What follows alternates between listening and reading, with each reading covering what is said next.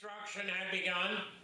There were many nations in North America, including 13 very different British colonies.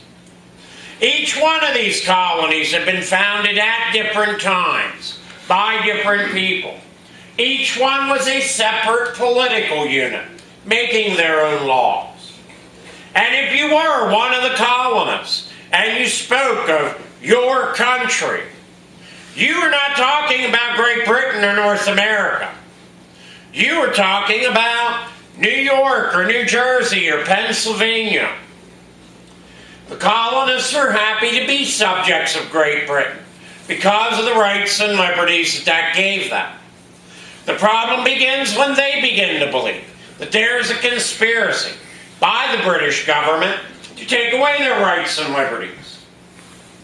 Great Britain at the time was ruled by a constitutional monarchy.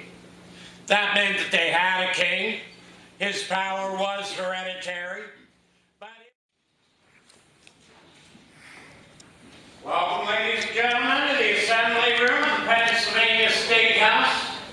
Home to the Pennsylvania Assembly would also be home to a Continental Congress and a Constitutional Convention. Second Continental Congress begins meeting in this room in May of 1775. Pennsylvania government moved upstairs. We believe that they were seated each colony to a table, geographically, from north to south, beginning with New Hampshire in that corner, ending in Georgia in that corner. And they have a war in their hands, because fighting had broken out in Massachusetts between New England militiamen and British regular troops on April 19th of 1775. A war that spreads to all 13 colonies, and a war about our rights as British subjects. At this point, there's only a handful of delegates in the room with slavery.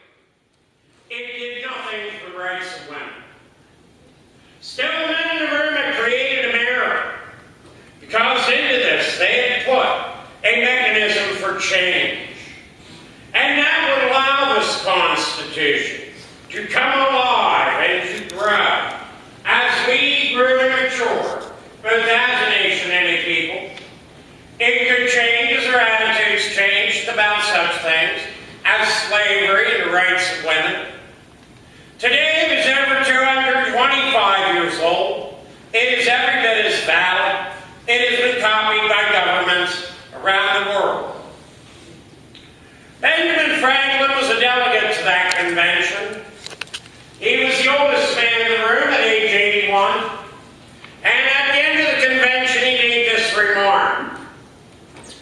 Said, during the course of these debates, I had often looked at the sun on the back of the president's chair, trying to determine if it was a rising or a setting sun.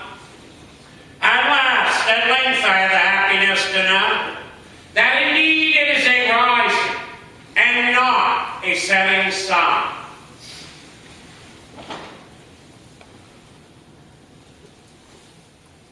Now, I do not believe Dr. Franklin stopped